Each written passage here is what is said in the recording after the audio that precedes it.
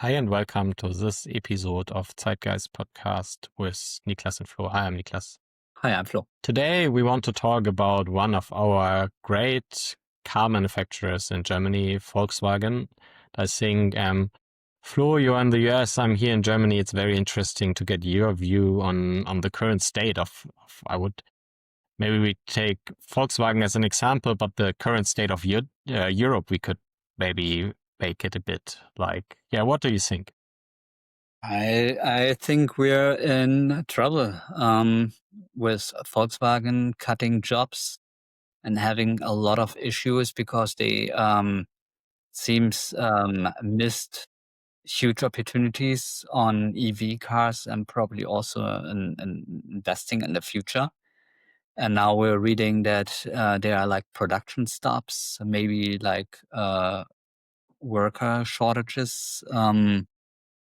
I guess Volkswagen is definitely the biggest car brand manufacturer in Germany, one of the biggest employers in Europe. And with production stops, we are in, as I said, trouble. Now, it would be Yes. interesting to see why we are where we are. I can say, my dad, he always loved Volkswagen. My first car was a Volkswagen. So it's a really big traditional company and the engine of Europe. Yeah, so I also drive a Volkswagen, a camper van. I think that's also one of the very famous car that they make and made also in the past. I think a very long success story. I can kind of understand how a corporate would end up there. And I mean, maybe in one of the next podcasts, we can discuss a book I wrote, because I wrote a book called The Restart Problem. And I think it's just, so why is Volkswagen where it is? I think it's just an incredible hard task to change the course of like a freighter, gigantic ship like Volkswagen. It's just, even if you know and if you want to do it, and I think Herbert Diess kind of saw it, it's incredibly hard to turn it around because it's just like generally It's like a big ship, right? As bigger the ship goes, as harder it gets to maneuver it in the ocean. And we have we have issues on two different sides, right? So on the one hand, we have a lot of software issues, as I read. And then on the other hand, you have all the competitors who are pushing a lot. You have the Teslas, you have the Hyundais, a lot of companies from China who are also doing a good job and pushing. And so I guess people, if they are deciding to buy a new car, they want all the technical GG they can get for obviously the lowest price. Yeah, I think so. It's multiple things. So the problem obviously derives from there. So from the lower market segment rising up, or even the higher segment, like Tesla came from the higher segment, BYD from the lower segment, but really competitors pushing into that don't have any weight, that started like on greenfield, starting out in a new market, like with electric vehicles, and then really aggressively getting market share. And obviously these cars are now, I would say, good enough that the general public buys it. And I also feel like as people don't buy internal combustion engines anymore, they are more likely to switch brand. Like you would probably rather be brand loyal on your like internal combustion engine car.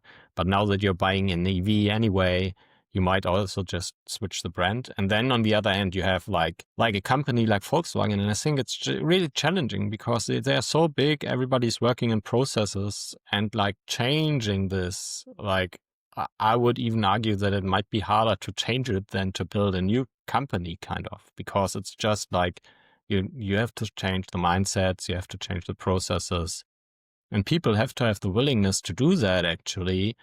And how do you do it? With the same people that kind of build everything to what it is today. And I think that's kind of the really hard internal conflict. And then you end up where you are kind of today, with change being incredibly hard, but what you have done doesn't work anymore, kind of. And that's what the outfall I think that we are seeing now is like EVs now picking up, but not there yet, and internal combustion engines going down. And then generally, but that's not only true for Volkswagen, but that's a general push in Europe. Like China is really pushing aggressively, like Chinese companies that are really fast growing in maybe different market segments, are really, really pushing into the markets that were dominated by like European companies. And they are very strongly, they profit from very low steel prices and so on. So this is it's a very difficult competition situation. And I also feel like these barriers that we had before, like for entry of competitors and so on, they have kind of gone away with COVID, with remote work, with all of these things. Like talents can now be recruited worldwide. I think that's also for Germany, that's new. If you were like in a traditional German company, most people for a long time would be in Germany around the manufacturing sites or the headquarter, but now you can basically split teams. That's also very, very different. And yeah, I think that's a lot of change that is happening, and that's probably also not only happening at Volkswagen, but it's just very visible there. I guess everyone will hope in the company themselves, and we all are asking the question, what can we do to adopt the changes? I mean, in a free market, we should have all the same opportunities. And I guess even if we are, and you just mentioned one of the examples, that we can have talent from everywhere, since everyone is working from home. I believe that a lot of the problems we'll see depends on the paperwork, bureaucracy, big topics. I'm talking about this in my other channels from time to time, that, adopting the market, have lower barriers, being digital, having not the paperwork to fill and all the stuff, helps to get the push start you need. And then we're back to maybe Volkswagen is just an too old traditional company to even think into this direction, or just can't move quick enough into these directions to adapt all the things they need to take on these challenges. Yeah, so generally I think that Volkswagen still has time. So that's what I think. So it's pretty bad. It will be very painful. But this is a huge company with like building a production network like Volkswagen also have. This is a ginormous task. And how well they will get out of it, that's another question. But I think it's just this ship where turning it around is just really painful. And I'm not sure, that's what I think, like if you compare it. And then the question is, will they still be as important and dominant as they were before after this?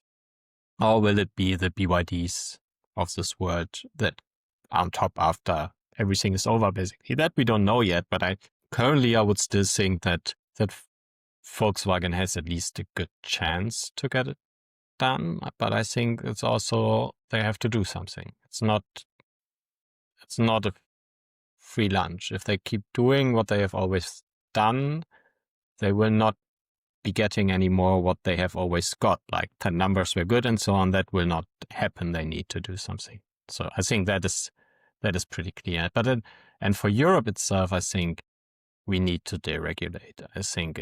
I think we have talked about this in the AI space as well. I think it's a hindrance for companies in Europe that they have to comply to so much regulation when they innovate. And other companies in other places in the world just don't have to do it in their home place, so they can innovate for less money, basically, and do things faster, and then take care of the compliance when they enter the European market. And that's a huge advantage, because you can already display all these technologies and you don't have to build up such a large bureaucracy in the beginning. And I think that is something that we will struggle with a lot here in Europe, also compared to what you have in the US, for example.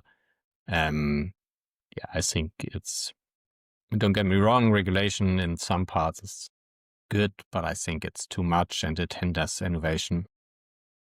Yeah. Here. I guess we'll have to see where it ends. We can just finger crossed that they'll find a way